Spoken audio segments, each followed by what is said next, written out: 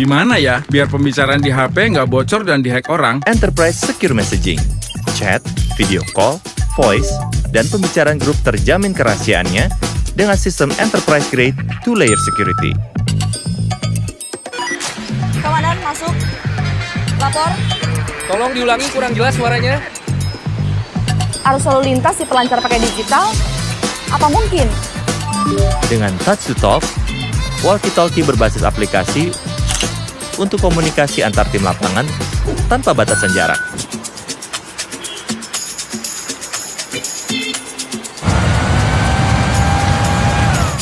Baik Pak, segera ke sana Pak. Bisa nggak ya dapetin notifikasi data geologi langsung di HP? IoT Smart Monitoring Sensors. Data BMKG dari banjir, gempa, gunung berapi bisa diakses mobile. Jadi bisa ditangani cepat dan tepat. Saatnya melesat dengan digital bersama Telkomsel My Business.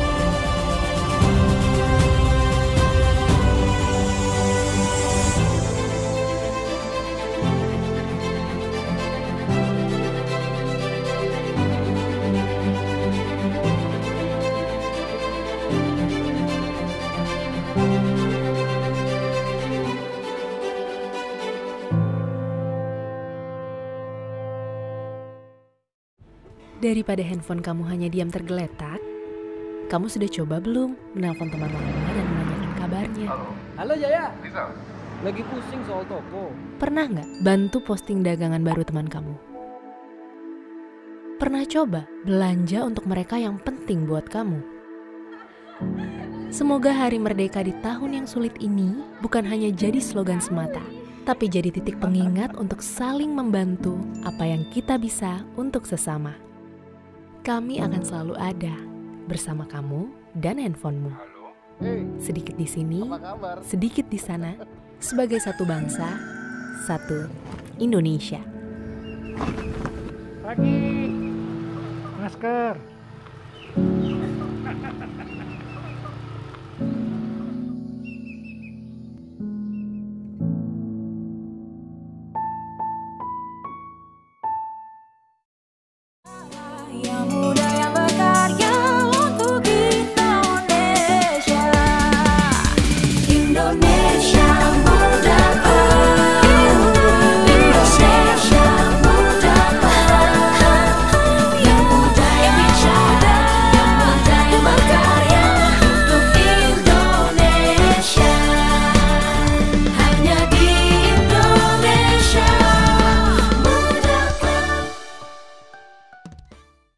Profesional muda BUMN bisa apa? Aku siap untuk berinovasi. Aku bisa melawan arus untuk kebaikan bangsa. Aku bisa membuat perubahan. Aku bisa bekerja dengan jujur dan independen. Aku bisa memajukan bangsa dengan kreativitas. Kini saatnya profesional muda BUMN dan Indonesia mempunyai wadah untuk mengasah dan bertukar pikiran agar lebih kreatif, inovatif, dan solutif.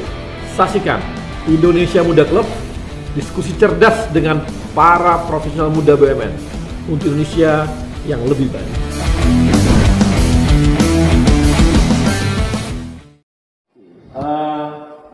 Teman-teman, karyawan di BUMN itu ada sekitar 1 juta orang lebih, ya. Dan tidak kurang ada 60% adalah teman-teman dari kaum milenial. Mereka adalah profesional muda untuk mencari sekian ratus ribu orang, di antara sekian ratus ribu orang ini, mencari mana yang berprestasi, mencari orang yang keren gitu ya, atau mencari orang yang punya dedikasi tinggi cukup sulit pastinya, apalagi dari ratusan ribu orang. Tapi kita hari ini mencoba mengilik dan mencari kawan-kawan kita milenial, profesional muda yang keren-keren tadi itu, dan kita akan coba apa sih yang mereka kerjakan, apa karya mereka di BUMN sekarang. Dan saat ini saya ditemani oleh 4 narasumber. Yang pertama ada Antonius Alexander Tigor. Antonius ini dia ada dari Master of Law di Queen Mary University di London. Kemudian juga Professional Certificate from Stanford University. Kemudian co-founder Nusantara Innovation Forum. Dan dia sekarang juga di In-House Lawyer of the Year in the Asian Legal dari Thomson Reuters. Nah, kemudian juga ada lagi yang lain, teman saya temannya juga, dan hadir di studio ada Amanda Julia Isa. Bang. Amanda ini adalah Wakil Bendara Umum Ikatan Alumni Program Habibie. Dia adalah juara pertama humanitarian project contest Institute of Electrical and Electronics Engineers. Dia kerja di Telkom Indonesia. Kemudian, nah ini lagi nih, ada yang ketiga, Geta Adinda Kusumaningtyas. Sorry bang. Geta kerja di Jasa Marga. Betul. Dialah CEO di Walmart Indonesia dan kuliahnya cukup sukses dengan predikat summa cum laude dari Master of Science Columbia University. Waduh. Keren banget. Dan terakhir ada di online juga ada Yoga Pratama. Yoga adalah Indonesian Youth Ambassador, kemudian presentator Indonesian Renewable Energy Outlook di forum di Forum Paris. Oke. Tadi inilah sekelumit dari profil kawan-kawan kita. Nah, ini saya mau nanya langsung sama Geta. Geta, ini Anda dikuliahkan oleh perusahaan atau memang kuliah sendiri? LPDP, Bang. Oh, LPDP? Iya. Oh, dari LPDP? Iya, betul. Di S1-nya di mana? S1 saya di Telkom University, dulu namanya masih Institute Management Telkom. Oke, jadi dulu awalnya Telkom ya, kemudian masuk ke masuk ke Columbia. Iya, saya kerja dulu, saya sempat kerja di American Multinational Company, terus saya baru pindah ke Jasa Marga, terus saya cuti belajar. Oke. Baru kamu kok ke Jasa Marga? Jadi saya memang ambil jurusan yang relasinya kuat sama core bisnis Jasa Marga gitu. Oh gitu. Jadi iya. Di jurusan apa di sana? Construction Administration. Kalau di Indonesia familiarnya Project Management atau Construction Management. Oke. Oke, jadi larinya ke sana ya. Makanya kamu ke Jasa Marga. Bukan ke perusahaan konstruksi lain. Enggak. Jadi saya memang mau balik ke Jasa Marga. Oh gitu ya. Oke. Iya. Nah, itu pernah tinggal di luar sebelumnya? Belum. Tapi memang hanya sekolah aja gitu ya? Sekolah aja. Dulu tuh nggak pernah ada cita-cita keinginan untuk kerja di global company yang ada di sana gitu, nggak ada? Kalau dari LPDP itu mengharuskan kita untuk kembali, wajib. Ya wajib. Kalau nggak wajib?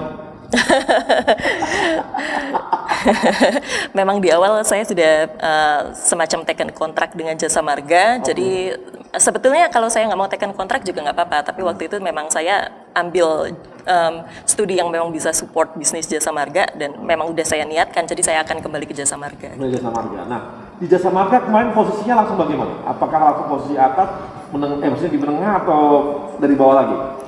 Melanjutkan ya, karena saya memang baru balik beberapa bulan yang lalu sih Bang. Gitu. Oh baru balik. Nah sekarang di Jasa Marga ngerjain apa? Corporate Finance. Tadi dari manajemen project menjadi corporate finance. Iya, kalau di Jasa Marga memang gitu, kita bisa belajar macam-macam gitu. Iya, iya. Tapi kan memang, tapi iya sih ya. Kunci dari perusahaan itu sebenarnya di finance.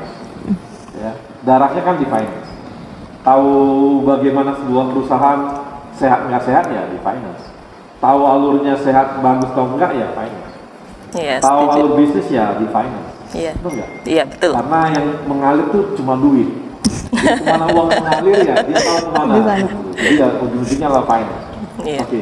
Nah sementara kalau Amanda ini dulu kuliah S1 di mana?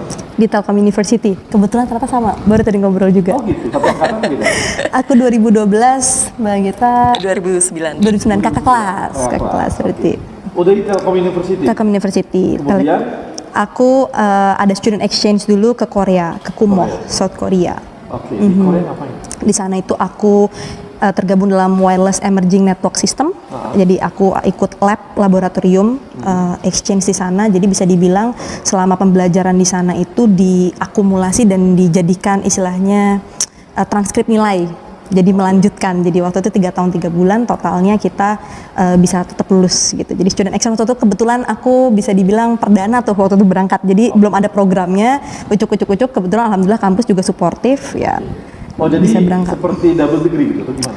Nggak dual degree, tetapi di sana student exchange. Jadi mata kuliah yang diambil di sana itu kebetulan kita matchingkan dengan apa yang belum aku ambil. Jadi dilanjutkan di sana, gitu. Sisanya baru aku pulang lagi skripsi gitu Bang. Habis dari situ kamu balik dari Korea habis itu? Iya, aku pulang dulu ke Indonesia, terus aku ke Telkom. Kalau waktu di sana kan kita kerjasama sama Samsung Korea kan, kita ada kayak riset lab gitu, Bang.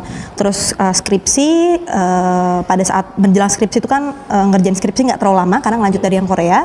Nah itu barulah ikut mulai kecanduan ikut lomba tuh Bang, gitu. Lomba apa sih?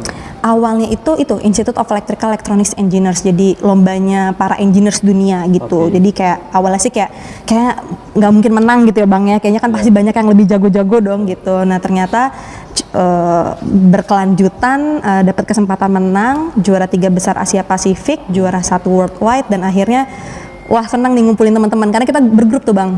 Jadi para engineers muda yang mau bikin sesuatu untuk lingkungan, dan akhirnya join di Telkom. Salah satu waktu itu juga ketemu sama salah satu direktur Telkom waktu itu bilang jangan berkolaborasi di kampus atau jangan berkolaborasi di pekerjaan lain dong, kalau bisa bersumbangsi ke negara kenapa nggak ke Telkom aja gitu. Ya udah, jadi aku dapat banyak coaching, wah menarik kayaknya, udah aku tertarik untuk join di Telkom dan akhirnya lanjut sampai sekarang. Nggak pingin kemana di Korea gitu? Kebetulan nggak diperbolehkan juga Bang waktu itu sama orang tua, jadi memang kembali ke Indonesia harus. Orang tuanya nggak bolehin? Nggak bolehin, katanya belum nikah nggak boleh dulu Bang keluar, takut dipinang orang luar katanya. Kan nggak asik tuh ketemu cowok-cowok Korea. Iya baik-baik banget Bang, sumpah Bang. Baik-baik. Ya mirip-mirip kayak di film-film Korea gitu, sempet lah gitu deket-deket punya pacar. Semua wajahnya nggak? Iya, wanita-wanitanya Bang, semuanya Bang, operasian semua Bang, itu juga takut Bang. Ntar pada saat laki-lakinya keluar totonya operasian kan bahaya Bang, jadi suka gitu ya? Agak sulit juga.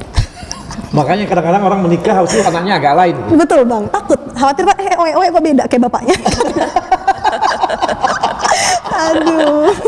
Jadi beruntunglah cowok-cowok Indonesia, ternyata cowok-cowok Indonesia, cewek-cewek Indonesia masih lebih suka dengan cowok Indonesia daripada cowok-cowok Korea yang ganteng-ganteng itu, karena mereka semua dioperasi sementara kita asli. Banyak yang dioperasi, banyak. Di sini banyak yang asli.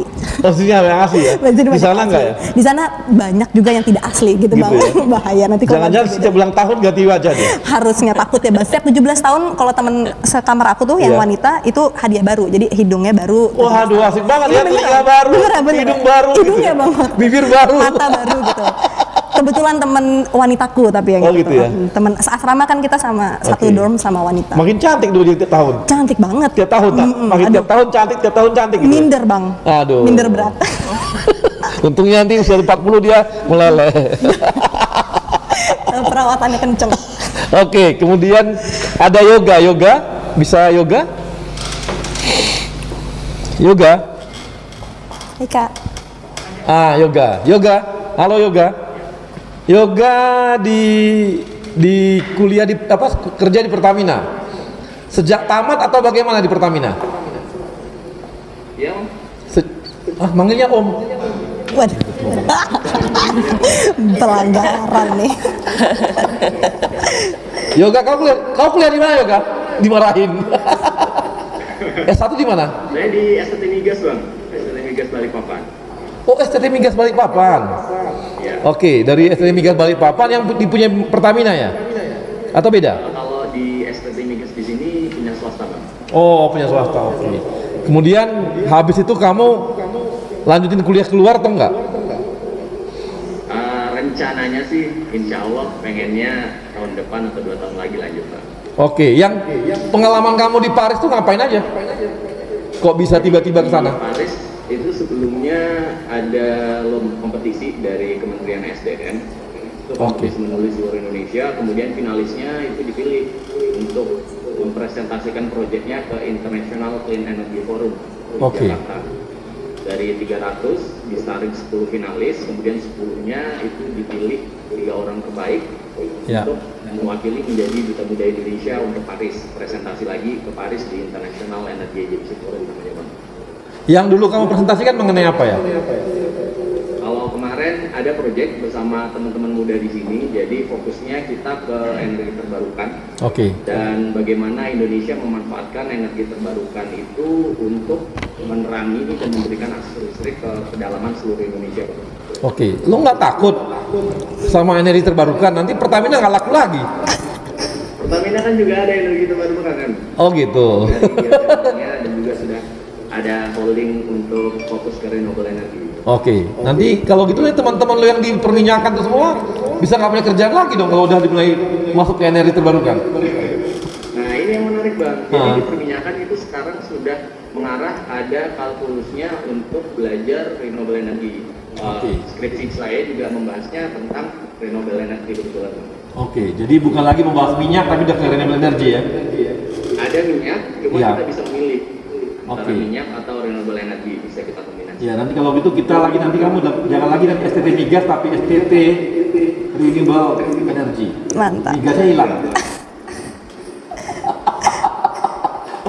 Makasih Yoga.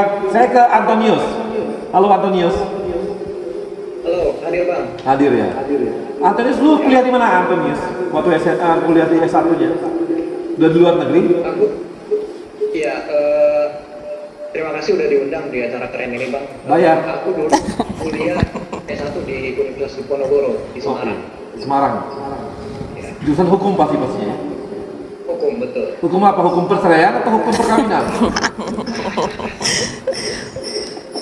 Yang pasti korporat. Legal atau gimana? Di sana dulu. Ya. Untuk khusus untuk korporat legal atau apa? Yang dipelajari di Undip? Ya, untuk korporat ya. Betul pak. Baru lanjut ke London. Ya baru lanjut ke London setelah saya mendapatkan Chevening Award dari kerajaan Inggris. Oh gitu. Kok bisa dapat bos? Ya karena saya coba ikut seleksi. Kebetulan seleksinya itu untuk seluruh negara di dunia, ada 167 negara di dunia yang mendapatkan skema Chevening Award. Saya wakil dari Indonesia untuk dapat Chevening Award tersebut. Jadi wakil dari Indonesia.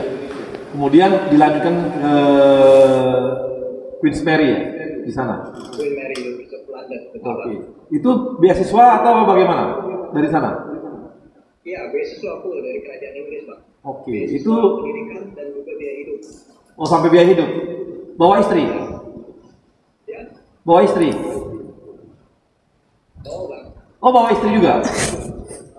Bawa. Ini berarti ini dong full beasiswanya full banget kalau gitu ya, termasuk full family. Kemudian kamu ke Stanfordnya ini aja. Hanya ke Stanfordnya gimana? Kursusnya ya? Oke. Lebih kepada saya bekerja di Telkomsel, saya butuh kebetulan sudah jalan 12 tahun di Telkomsel kerja, saya melihat pengembangan diri dalam bidang manajemen. Oke. Di sektor. Oke, kamu kenapa nggak kerja di Inggris aja dulu? Ngapain harus ke Telkomsel? Oh, jatuh cinta duluan. Jatuh cinta sama cewek Telkomsel atau jatuh cinta sama Telkomselnya? Oh, sama Telkomselnya. Oke, makasih Antonius. Kita kawan-kawan tadi demikian tadi sekilas apa yang telah mereka kerjakan, apa prestasi mereka. Nanti kita akan bahas lebih jauh dan lebih mengulik lagi apa saja yang telah mereka lakukan di masing-masing BUMN-nya, atau di perusahaannya, dan apa sih yang mereka karya-karya mereka yang ada di masing-masing BUMN-nya. Dan kita akan bahas setelah yang satu ini. Gimana ya biar pembicaraan di HP nggak bocor dan dihack orang? Enterprise Secure Messaging, chat, video call, voice, dan pembicaraan grup terjamin kerahasiaannya dengan sistem enterprise grade 2-layer security. Komandan, masuk. Lapor. Tolong diulangi, kurang jelas suaranya. Arus lalu lintas di pelancar pakai digital? Apa mungkin? Dengan touch to talk, walkie-talkie berbasis aplikasi untuk komunikasi antar tim lapangan tanpa batasan jarak.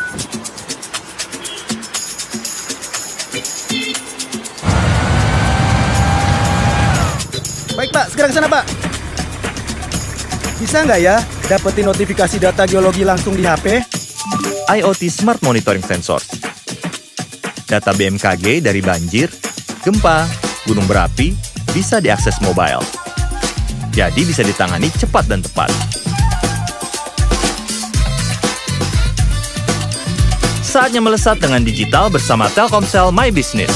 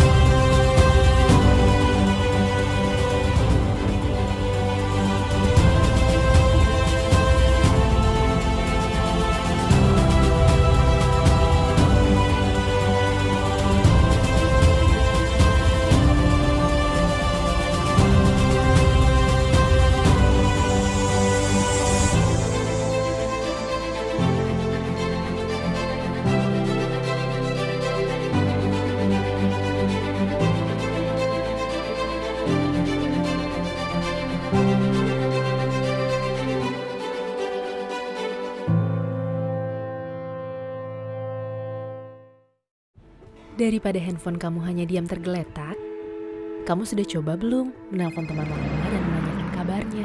Halo Jaya, lagi pusing soal toko. Pernah nggak bantu posting dagangan baru teman kamu? Pernah coba belanja untuk mereka yang penting buat kamu?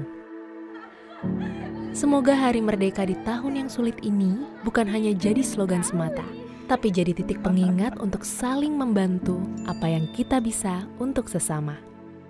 Kami akan selalu ada bersama kamu dan handphonemu. Sedikit di sini, sedikit di sana, sebagai satu bangsa, satu Indonesia.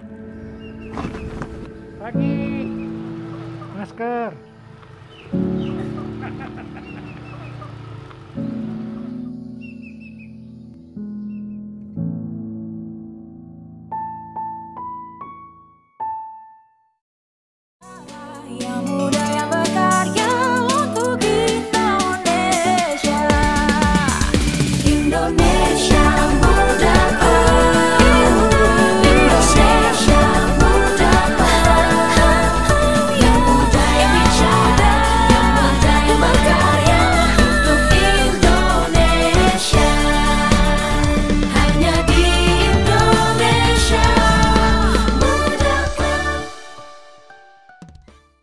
Oke.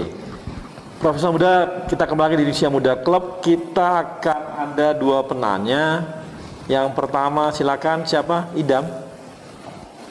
Ya, Idam. Halo Idam.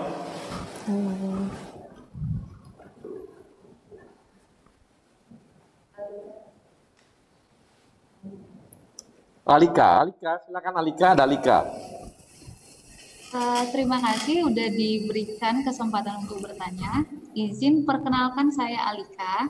Mau bertanya, apa sih yang menjadi motivasi kakak-kakak untuk lebih mengutamakan pendidikan dan karir dibanding yang lainnya? Dan kapan kakak-kakak itu mulai sadar kalau pendidikan itu dan karir emang benar-benar penting? Oke, sekarang saya udah ya. Nah, ini bisa langsung Geta. Kenapa mengutamakan pendidikan dan karir daripada yang lain-lain? Daripada yang lain-lain, gitu ya. Ya itu tadi saya udah sempat bilang sih, sebetulnya saya pursue pendidikan sampai ke Amerika itu mulainya dari niat yang kecil gitu. Saya ingin membukakan gerbang untuk orang-orang di sekitar saya gitu. Karena saya mau kasih lihat ke mereka, if I can do it, so you can do it too gitu. I'm not coming from a fancy background.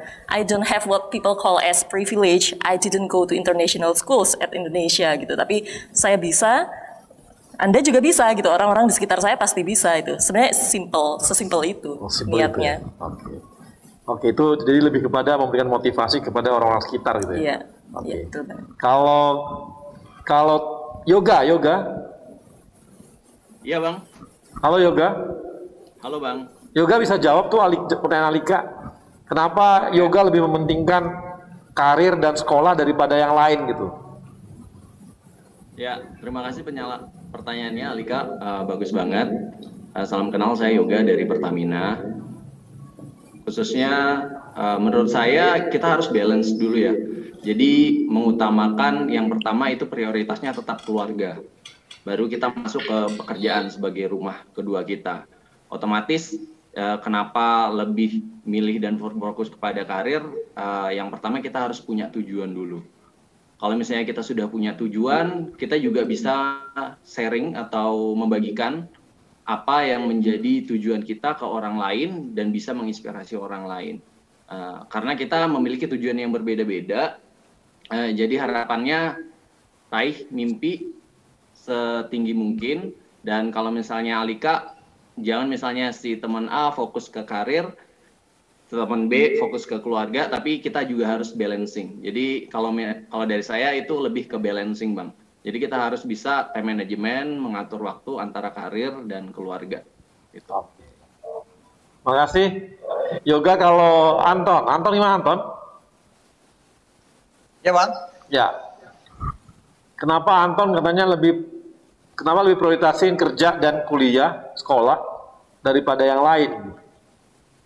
Ya, sebetulnya ini terima kasih atas pertanyaannya. Tadi yang Yoga sampaikan dan juga Geta sampaikan itu sangat selaras dengan apa yang mau saya jawab. Jika saya boleh tambahkan, upaya saya untuk bekerja dan sekolah itu adalah merupakan upaya saya untuk stay relevan terhadap sebuah perubahan. Itu.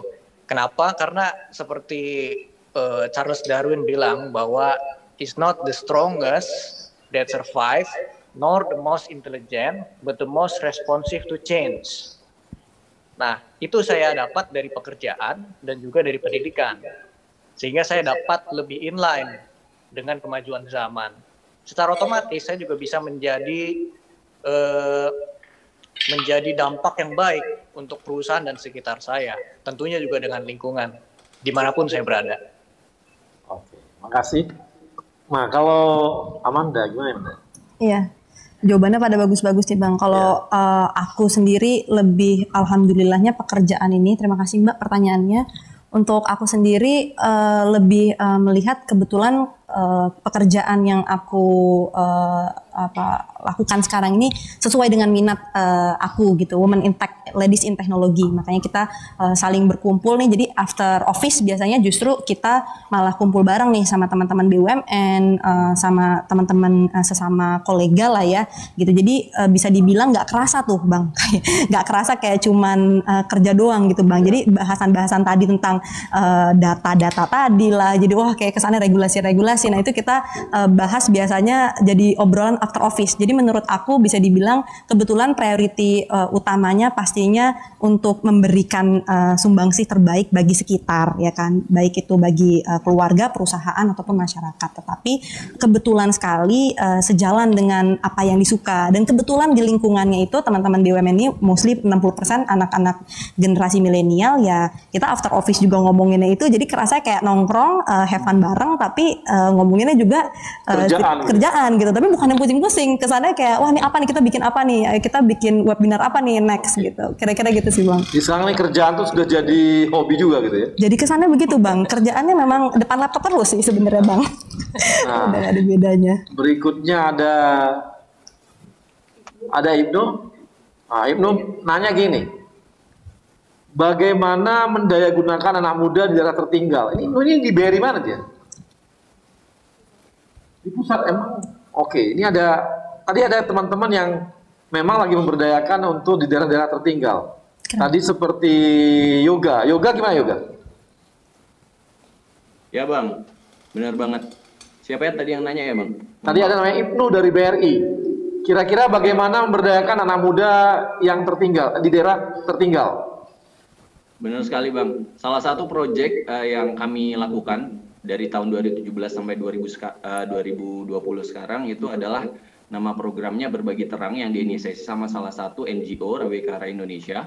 Kebetulan pada saat itu kami bersama Pertamina itu jadi campaigner dan penanggung jawabnya Bang untuk memberikan akses listrik ke pedalaman. Tapi kita harus tahu dulu gimana kondisi anak-anak pedalaman, karena kalau yang saya alami khususnya di pedalaman Kalimantan, suku Dayak Punan, mereka itu bahkan baca tulis saja itu belum bisa Bang.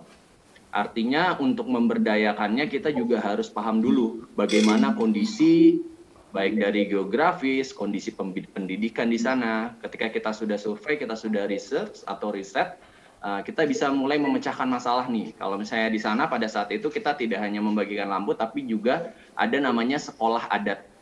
Jadi kita memberikan pemahaman untuk mengenalkan dulu nih bahasa Indonesia dan bagaimana cara berhitung.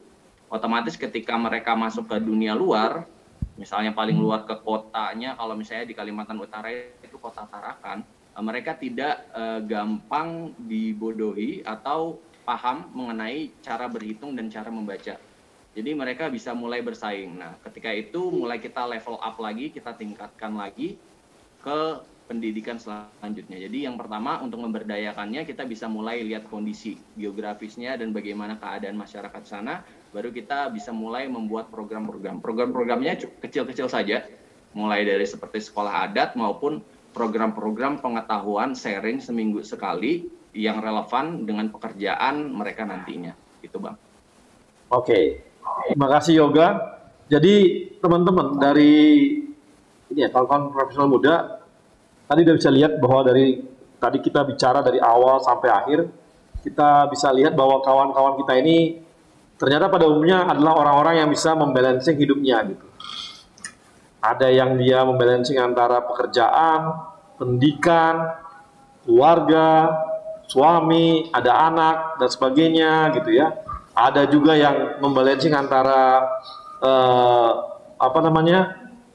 bisa membangun pertemanan komunitasnya, malah menghubungkan dengan pekerjaannya, diskusi-diskusinya pun berhubungan dengan pekerjaan, tapi itu mereka anggap bukan lagi sebuah pekerjaan itu bukan lagi sebuah beban gitu, tapi sebuah hobi bagi mereka, dan itu udah bagian dari hidup mereka gitu. Kemudian ada lagi kawan-kawan kita di samping mereka juga bekerja di pekerjaannya, kemudian mereka juga balancing dengan keluarga, balance dengan pertemanan, atau malah ada juga yang malah punya ruang-ruang besar untuk mengabdi di masyarakat lepas dari pekerjaan intinya gitu. Jadi Ini banyak banget ya kita bisa dapatkan inspirasi-inspirasi dari kawan-kawan kita ini, dan yang hebat lagi mereka rata-rata adalah orang-orang yang spesifik dengan ilmunya gitu. Punya pengetahuan yang ke depan, yang maju gitu ya. Tadi ada punya pengetahuan mengenai data center gitu ya, yang memang ke depan itu dibutuhkan betul gitu ya. Ada juga yang belajar mengenai legal pun ternyata berkembang juga, tidak terpatok pada yang lama dulu gitu ya. Ya legal, corporate legalnya adalah berhubungan dengan tanah, dengan ya perdata dan sebagainya gitu. Ini enggak gitu, ada juga terus ke digital gitu.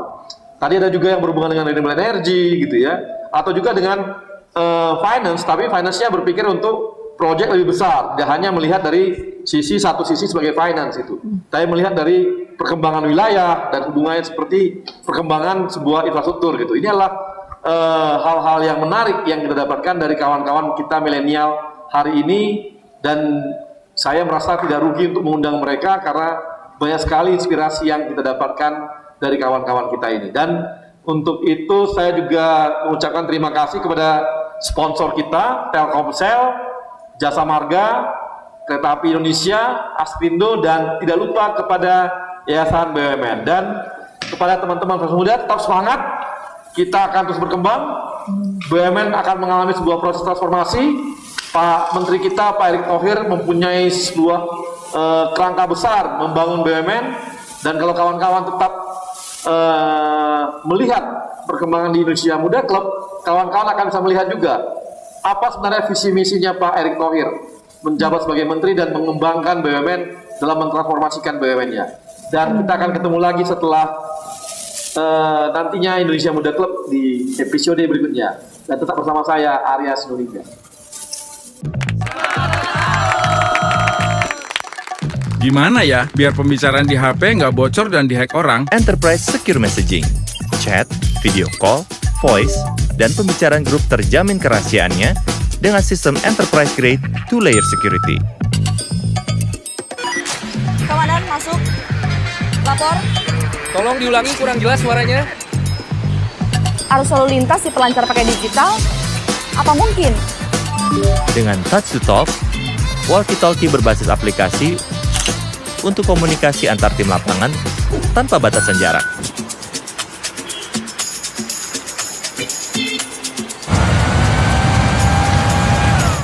Baik Pak, segera ke sana Pak. Bisa nggak ya dapetin notifikasi data geologi langsung di HP? IoT Smart Monitoring Sensors. Data BMKG dari banjir, gempa, gunung berapi bisa diakses mobile.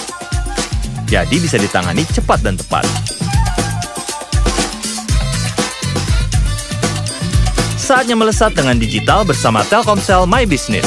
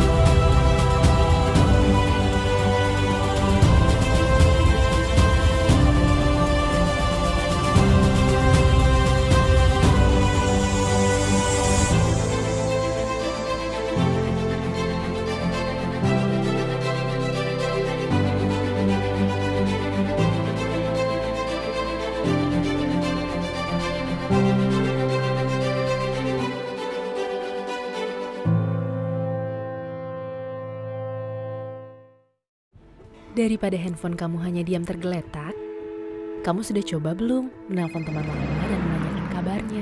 Halo Jaya, lagi pusing soal toko. Pernah nggak bantu posting dagangan baru teman kamu? Pernah coba belanja untuk mereka yang penting buat kamu? Semoga Hari Merdeka di tahun yang sulit ini bukan hanya jadi slogan semata, tapi jadi titik pengingat untuk saling membantu apa yang kita bisa untuk sesama. Kami akan selalu ada bersama kamu dan handphonemu. Sedikit di sini, sedikit di sana, sebagai satu bangsa, satu Indonesia. Pagi, masker.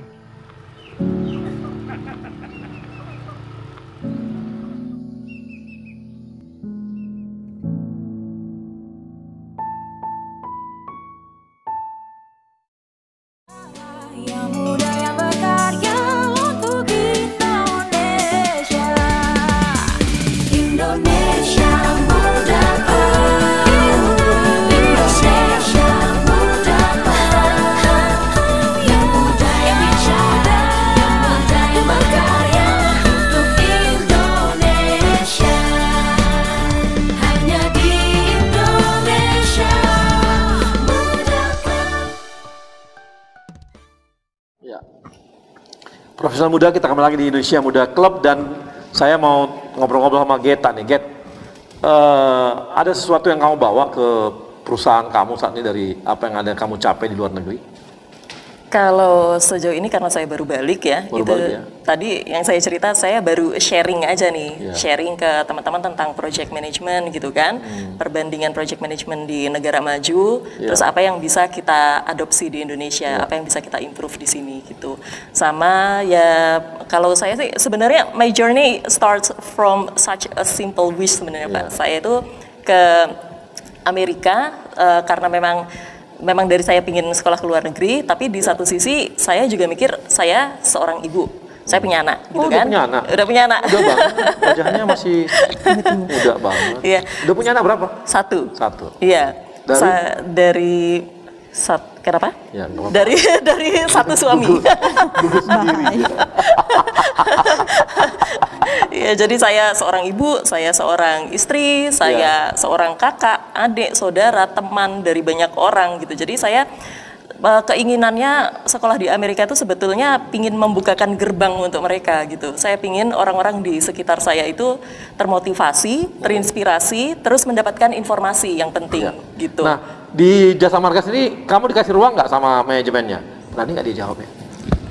Dengan apa yang kamu terima ilmu di luar, bawa ke ini, dikasih ruang nggak untuk sharing atau apa gitu? Iya, jadi sharing itu memang difasilitasi oleh Jasa Marga. Oke. Jadi ada webinar. Oh, dikasih Iya, ruang memang iya, sama mereka iya, ya? Iya. Manajemennya terbuka banget dong gitu ya? Iya, betul. Sangat terbuka untuk itu ya? Iya. Ya, mudah-mudahan. Sekarang usia berapa? Saya usia, aduh saya lupa umur saya berapa ya? Gak dilarang ya nanya Dua usia? sekian. 2 sekian? 20 sekian. Oh gitu? Iya. Oh, muda sekali. Ini Pak Erik lagi nyari-nyari direktur loh. Direksi muda perempuan. Wah. Berani tarung nggak? Di endorse. Oke, makasih. Geta, saya ke Antonius. Anton? Ya Bang. Nah, Ton, kalau di Telkomsel kamu dikasih ruang besar nggak oleh kawan-kawan di Telkomsel untuk apa yang kamu dapat di luar negeri itu bisa kamu terapkan di perusahaan gitu? Karena banyak sekali perusahaan-perusahaan tidak memanfaatkan semaksimal mungkin apa yang talenta yang dimiliki oleh kawan-kawan gitu. Ya, saya cukup bersyukur karena para senior leaders di Telkomsel itu mampu melihat talenta yang ada dari luar gitu ya, Pak. Nah, saya diakomodir apa yang passion saya. Jadi saya banyak sekali dilibatkan dalam proyek-proyek strategis di Telkomsel maupun proyek-proyek yang kritikal sehingga secara langsung ilmu saya juga jadi terpakai gitu. Oke, jadi artinya ruangnya dikasih betul ya. Untuk sharing, untuk yang muda-muda atau yang senior-senior dikasih ruang juga nggak? Ya, betul, dikasih juga. Yang anak baru juga, yang junior juga semua dikasih. Jadi dikasih ruang betul oleh kawan-kawan Telkomsel ya. Nah, Betul. ada hal yang udah kamu terapkan nggak dari apa yang di ilmu kamu? Tadi sudah ya, yang mengatakan bahwa ilmu mengenai khususnya digital legal itu bisa kamu terapkan di Telkomsel gitu ya? Iya. Jadi saya menerapkan perlindungan data, Iya. prinsip-prinsip perlindungan data di perusahaan saya terapkan juga. Lalu kita juga membantu menjadi mitra strategis untuk para bisnis unit di Telkomsel.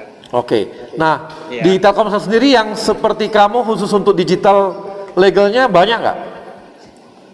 Nah itu baru saya Pak. Oh, baru kamu. Iya. Nah, ini peluang bagi orang-orang yang orang legal di BUMN. Ternyata di Telkomsel baru 1 orang. Berarti ini karirnya untuk bisa naik cepat, bisa besar nih. Karena cuma 1 orang kan. Mau nggak mau cuma si Anton aja nih dikasih gaji besar. Ton, gaji kamu berapa Ton? Enggak, nggak perlu jawab.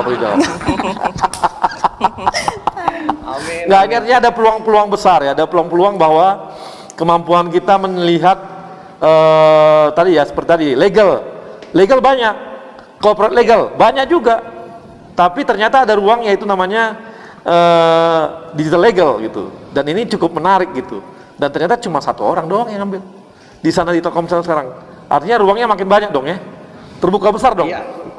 Di Indonesia udah banyak nggak yang seperti kamu, Ton? Ada beberapa, cuman kalau dibandingkan dengan sektor lain seperti hukum kompetisi ataupun Iya. hukum tanah itu kan Iya. mereka lebih banyak. Jadi secara populasi itu masih sedikit sebetulnya. Secara populasi lebih sedikit ya. Jadi perlu banyak dilahirkan juga kalau gitu ya. Iya, apalagi sekarang kan everything is digital kan Bang. Ya, jadi betul. Harusnya kita ikut dalam konteks tersebut dan Ya. dan ikut serta dalam bidang hukum. Nah, ini kawan-kawannya ya, teman-teman di masing-masing BUMN, ini ada ruang besar. Karena apa? Karena hampir semua BUMN saat ini masuk ke digital. Masuk ke digital. Banyak banget masuk ke digital. Mungkin ada juga kebutuhan legal untuk digital juga akan makin banyak gitu ke depannya. Benar nggak, Ton? Pasti. Karena pada saat ini kan Jadi nggak hanya Telkomsel kan ruang-ruang itu jadinya gitu.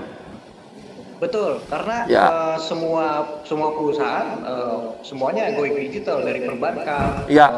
perusahaan properti dan Ya. juga perusahaan-perusahaan lain semuanya mereka pada going digital. Makanya kita mengalami yang namanya traffic explosion tadi. Oke. Semuanya menggunakan teknologi terkini untuk tetap relevan terhadap perkembangan zaman, sehingga Oke. tetap menjadi pemain global serta Oke. mengantisipasi juga kan persaingan bisnis sekarang. Kalau nggak masuk ke digital, mereka akan mati.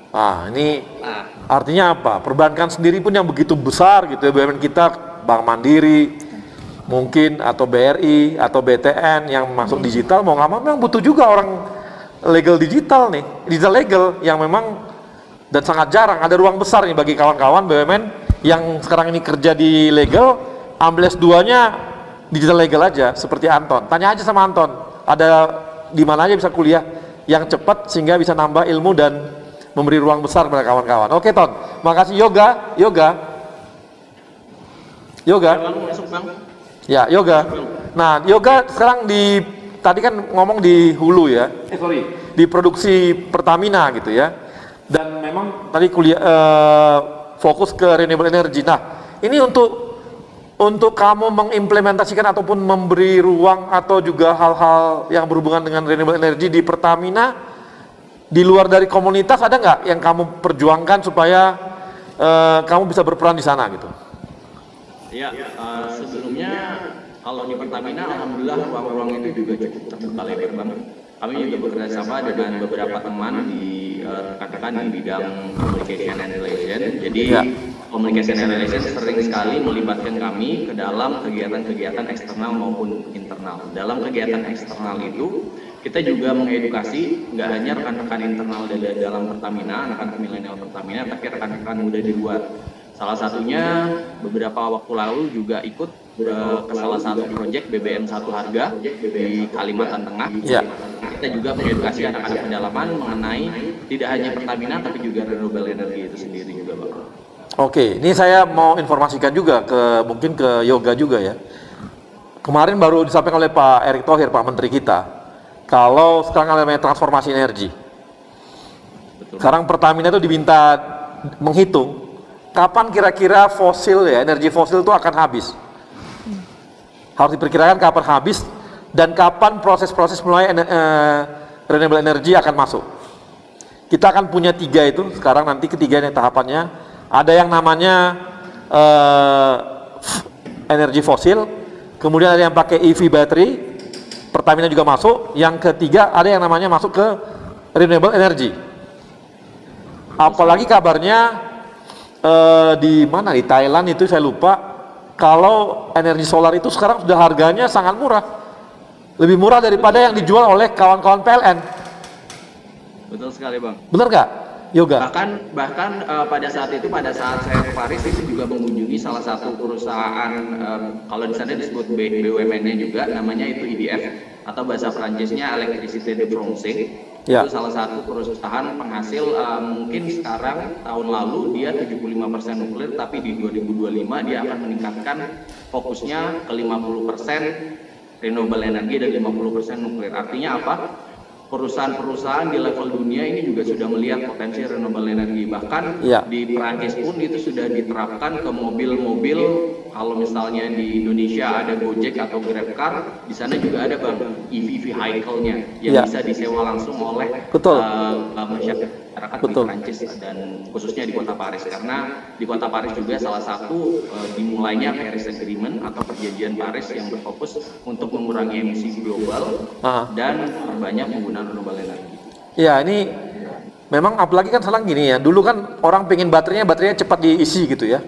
Jadi kecepatan energi baterai cepat. Tapi ternyata sekarang dengan nyewain baterai bisa 12 jam pun nggak apa-apa kan. Artinya bahannya nggak perlu sampai teknologi tinggi. Ini di Cina juga terjadi nih. Kabarnya begitu kan? Betul, Bang. Bahkan di Autoliv pada saat kami site visit bersama teman-teman Kementerian SDM, mereka sudah mengembangkan kalau biasanya electric vehicle itu di-charge 12 jam atau 6 jam, mereka sudah menyiapkan untuk di-charge bersaing untuk tenaga fosil yaitu hanya 3 detik sampai 2 detik, Bang. Sudah di-charge. Iya. Kamu nggak pengen pindah karena perusahaannya Pertamina yang ngurusin itu? Insya Allah, Bang. Insya Allah. Iya, karena nanti Inalum akan joint venture dengan Pertamina. Buat itu. Kenapa, Bang? Ada Inalum. Oh iya. Main ID akan joint venture dengan Pertamina bikin EV battery tadi gitu. Betul, Bang. Kamu minta pindah aja sekarang, cepet-cepet. Iya. Yok, kamu minta pindah aja sama bos kamu. Pindah ke renewable energy gitu, atau ke EV battery, daripada di migas mulu. Iya, Bang, betul, Bang. Insya Allah, Bang. Karena di Pertamina juga sudah dibentuk holding untuk salah satu di holding renewable energy, Bang, itu juga salah satunya ke Pertamina untuk mengembangkan renewable energy khususnya di Indonesia. Ya, ini juga bagi teman-teman di Pertamina atau yang lainnya atau di PLN, ruang kita sangat besar untuk masuk ke renewable energy dan EV battery sekarang ini. Dan ini peluangnya untuk anak-anak muda BUMN untuk masuk ke sana juga. Karena ini membutuhkan orang-orang yang paham atau juga orang-orang yang mau bekerja. Ini kawan-kawan milenial yang bisa masuk. Karena ini kabarnya kita sudah bekerja sama dengan China dan Korea untuk membuat EV battery. Sementara untuk renewable energy ada tambahan lagi nantinya gitu. Ini kan ruang-ruang besar yang bisa dikerjakan dan dikejar oleh kawan-kawan, tidak terjebak pada pekerjaan yang ada sekarang gitu. Karena kita akan berpindah ke renewable energy dan ke EV battery dan akan melupakan energi fosil, kan lebih sehat dan lebih bagus gitu. Ya nggak, Yoga? Nanti saya minta ngomong sama bos kamu deh supaya kamu dipindahkan. Lu kok saya ngomong ya? Sorry, Yok. Ini bercanda doang nih. Oke. Nah, ini dengan Amanda ini nah ini tadi ada hubungannya juga nggak sih? Ada Humanitarian Project Contest ada. Jadi kebetulan Humanitarian Project Contest itu kita bangun untuk di rural area, Bang. Rural area waktu itu di Pulau Mapor. Lalu yang kedua kita bikin di Wonogiri gitu Pak, waktu pada saat di sana kita bikin wireless sensor network.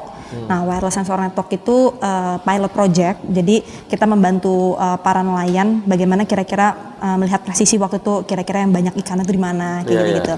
Nah itu pakai digital image processing saat itu, karena waktu itu aku ngambil penjurusan tentang image processing, tentang signaling. Jadi di telekomunikasi ada network, transmisi dan juga signaling. Aku ambil di signaling.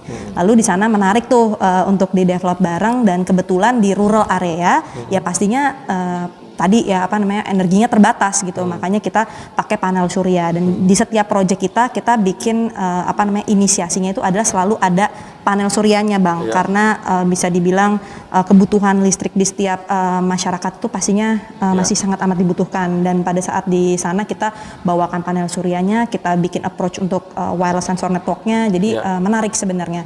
Tetapi kalau untuk sampai pengumpulan data belum tuh, sampai kita encourage tarik data untuk masuk ke cloud dan sedemikian rupa belum, karena waktu awal pilot project.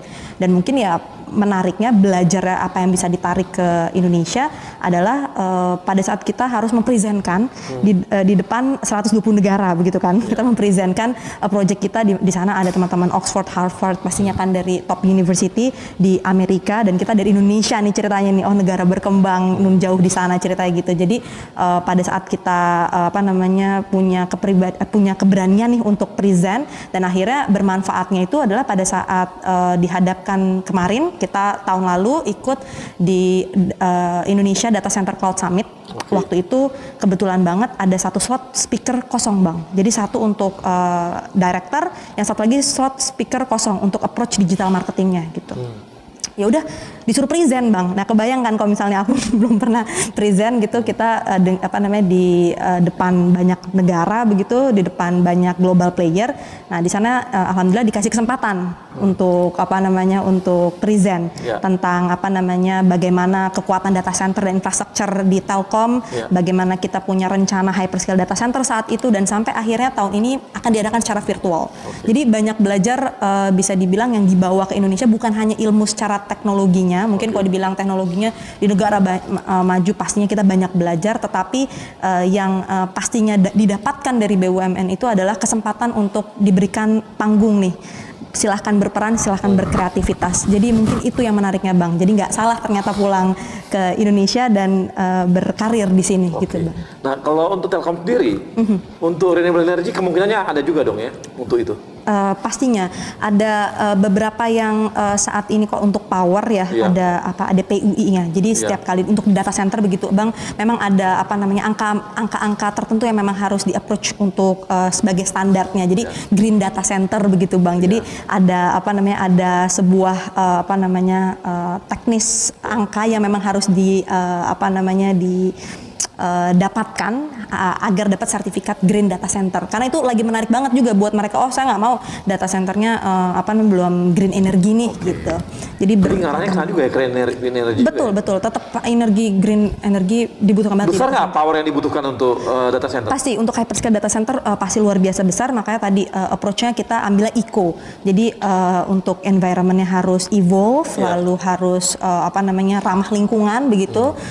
Jadi ada konsep eco yang memang konsep yang memang harus ditanamkan di data center itu. Jadi menjadi berbeda, tetapi tetap nuansa Indonesia, tapi tetap ramah lingkungan begitu Bang. Oke, makasih Amanda. Ini adalah, coba deh dengerin dari tadi semua itu kawan-kawan kita ini cukup spesifik apa yang mereka punya, menarik betul apa yang mereka punya, dan memberikan inspirasi juga apa sih yang mau kita kerjakan ke depan gitu ya. Dan kawan-kawan ini cukup bisa memberikan inspirasi kita, dan nanti kita akan gali lebih jauh dengan kawan-kawan kita 4 orang ini, anak-anak milenial kita masih muda walaupun usia masih di bawah 30 tapi udah punya anak 1. Loh, apa hubungannya ya? Ada hubungannya ya? Ada hubungannya. Dan kita akan kembali setelah yang satu ini.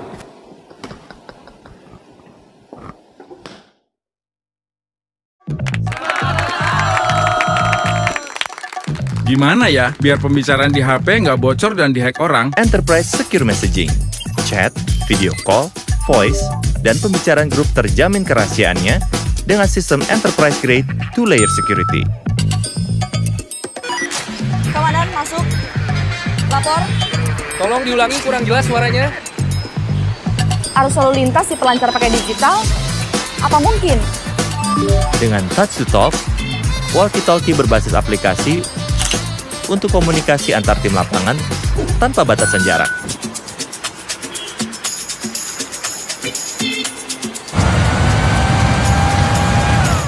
Baik Pak, segera ke sana Pak.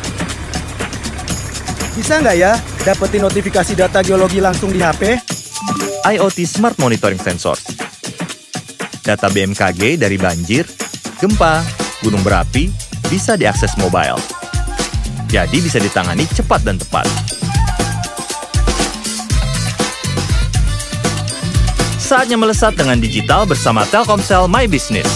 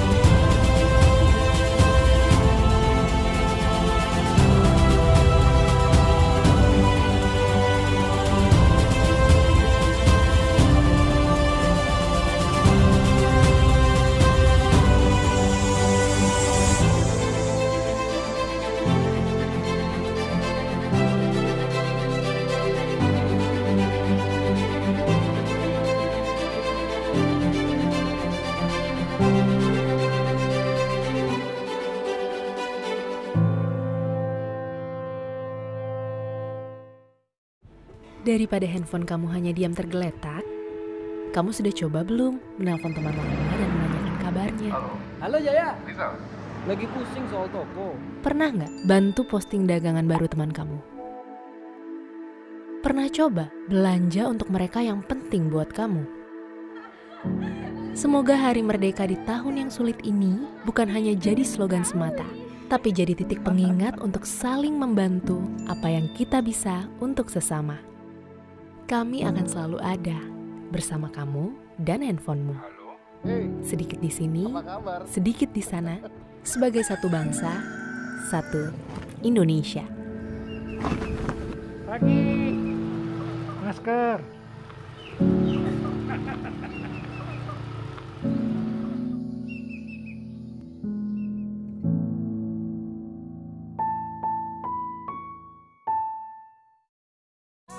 Yang muda yang berkarya untuk Indonesia.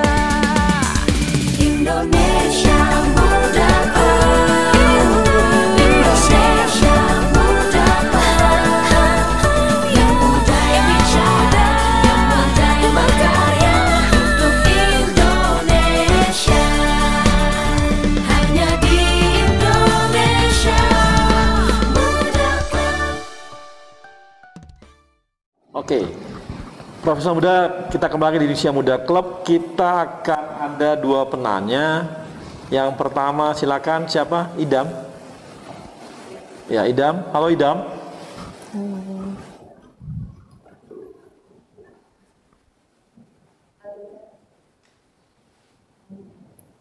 Alika, silakan Alika, ada Alika. Terima kasih udah diberikan kesempatan untuk bertanya. Izin perkenalkan saya Alika. Mau bertanya, apa sih yang menjadi motivasi kakak-kakak untuk lebih mengutamakan pendidikan dan karir dibanding yang lainnya? Dan kapan kakak-kakak itu mulai sadar kalau pendidikan itu dan karir emang benar-benar penting? Oke, sekarang saya udah ya. Nah, ini bisa langsung ke Geta. kenapa mengutamakan pendidikan dan karir daripada yang lain-lain. Daripada yang lain-lain gitu ya. Ya itu tadi saya udah sempat bilang sih sebetulnya saya pursue pendidikan sampai ke Amerika itu mulainya dari niat yang kecil gitu. Saya ingin membukakan gerbang untuk orang-orang di sekitar saya gitu. Karena saya mau kasih lihat ke mereka, if I can do it, so you can do it too gitu. I'm not coming from a fancy background. I don't have what people call as privilege. I didn't go to international schools at Indonesia gitu. Tapi saya bisa, Anda juga bisa gitu. Orang-orang di sekitar saya pasti bisa itu. Sebenarnya sesimpel itu niatnya. Oke, itu jadi lebih kepada memberikan motivasi kepada orang-orang sekitar gitu ya. Iya. Oke. Iya, itu. Kalau yoga. Iya, Bang. Halo Yoga. Halo, Bang. Yoga bisa jawab tuh pertanyaan Alika. Kenapa yoga lebih mementingkan karir dan sekolah daripada yang lain gitu? Ya, terima kasih pertanyaannya Alika. Bagus banget. Salam kenal, saya Yoga dari Pertamina. Khususnya menurut saya kita harus balance dulu ya. Jadi mengutamakan yang pertama itu prioritasnya tetap keluarga. Baru kita masuk ke pekerjaan sebagai rumah kedua kita.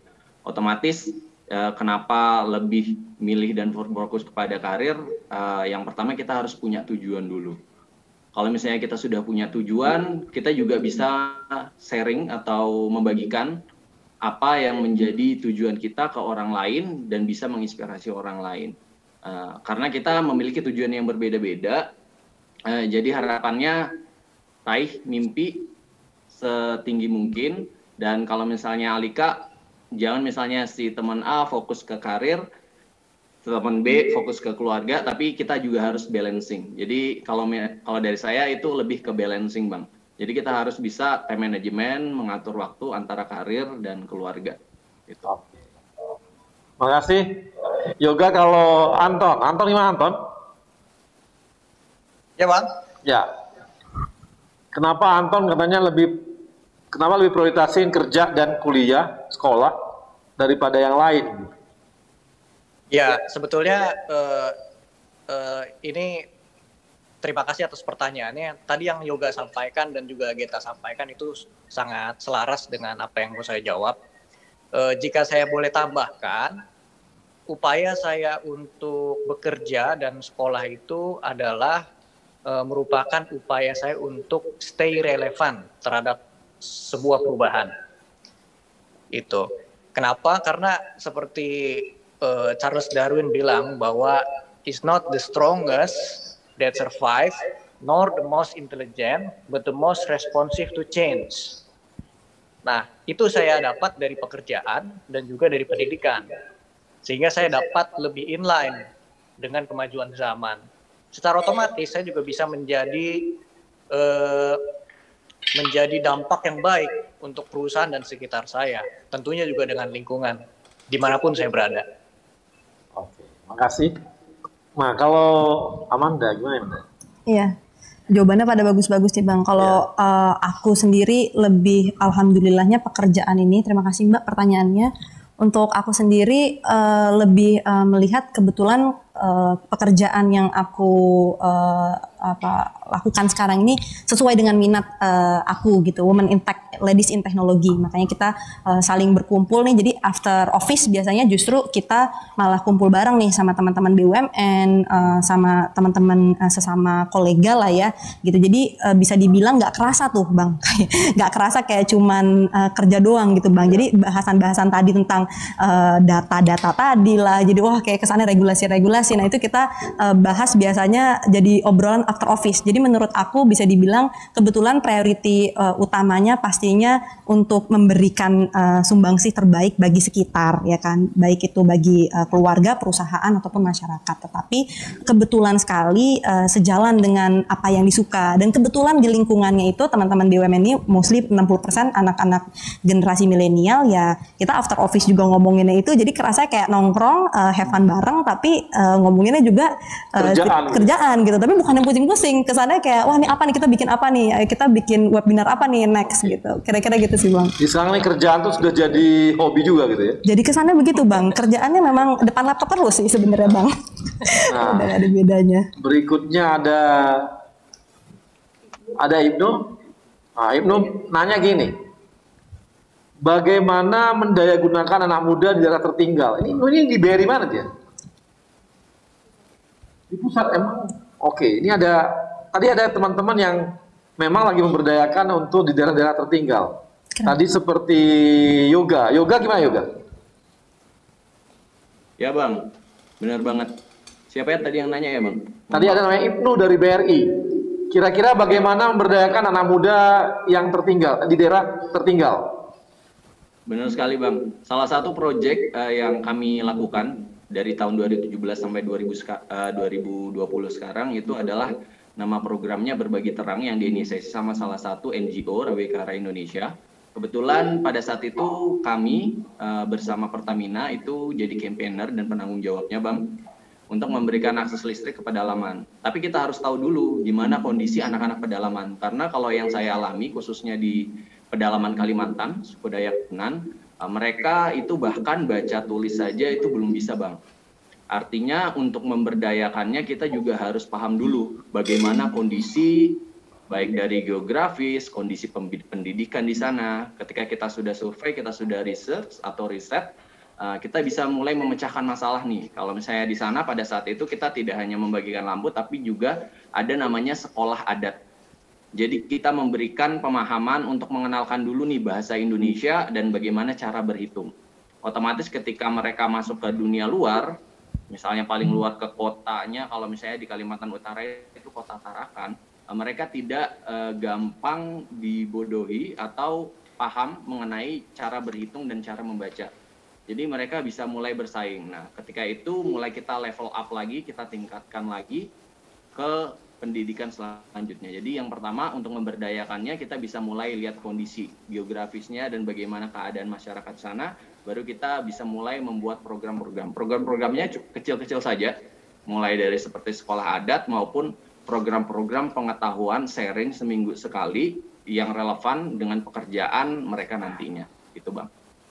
Oke. Terima kasih Yoga. Jadi teman-teman dari ini ya kawan-kawan profesional muda tadi udah bisa lihat bahwa dari tadi kita bicara dari awal sampai akhir, kita bisa lihat bahwa kawan-kawan kita ini ternyata pada umumnya adalah orang-orang yang bisa membalancing hidupnya gitu. Ada yang dia membalancing antara pekerjaan, pendidikan, keluarga, suami, ada anak dan sebagainya gitu ya. Ada juga yang membalancing antara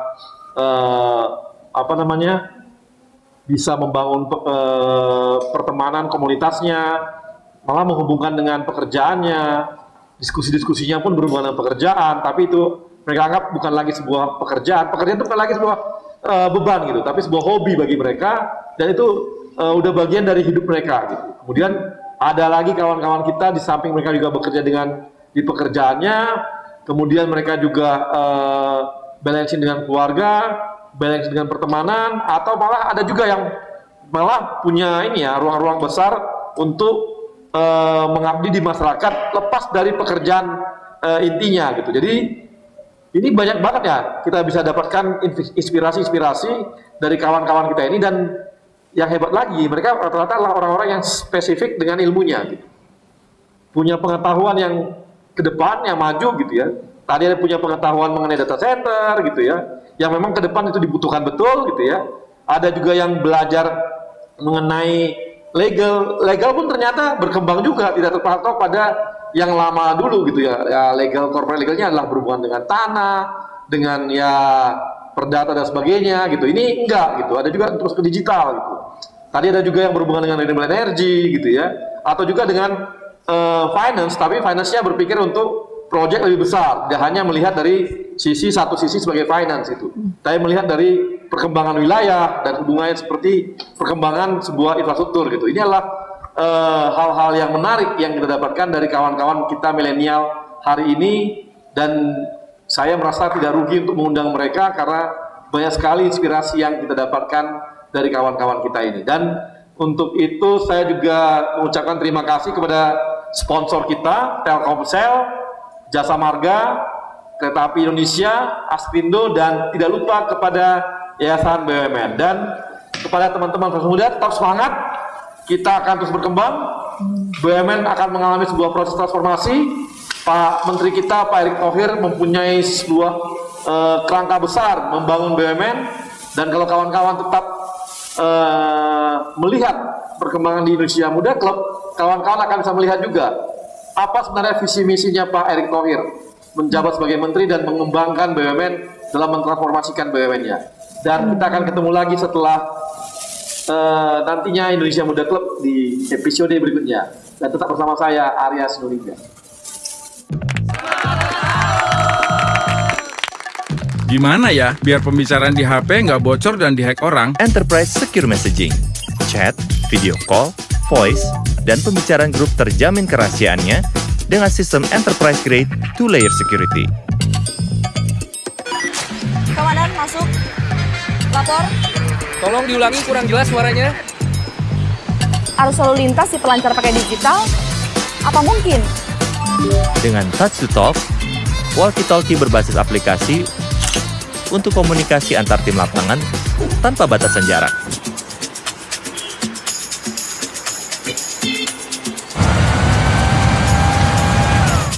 Baik Pak, segera ke sana Pak. Bisa nggak ya dapetin notifikasi data geologi langsung di HP? IoT Smart Monitoring Sensors. Data BMKG dari banjir, gempa, gunung berapi bisa diakses mobile. Jadi bisa ditangani cepat dan tepat. Saatnya melesat dengan digital bersama Telkomsel My Business.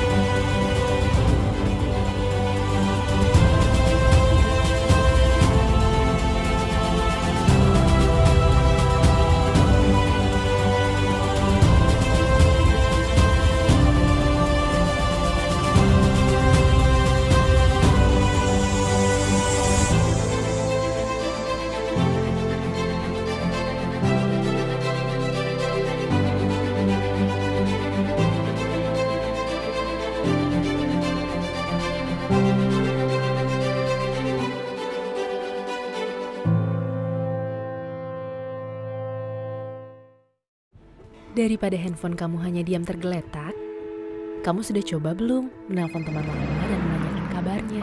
Halo Jaya. Lagi pusing soal toko. Pernah nggak bantu posting dagangan baru teman kamu?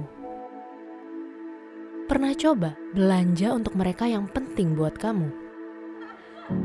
Semoga Hari Merdeka di tahun yang sulit ini bukan hanya jadi slogan semata, tapi jadi titik pengingat untuk saling membantu apa yang kita bisa untuk sesama. Kami akan selalu ada bersama kamu dan handphonemu. Sedikit di sini, sedikit di sana, sebagai satu bangsa, satu Indonesia. Pagi, masker.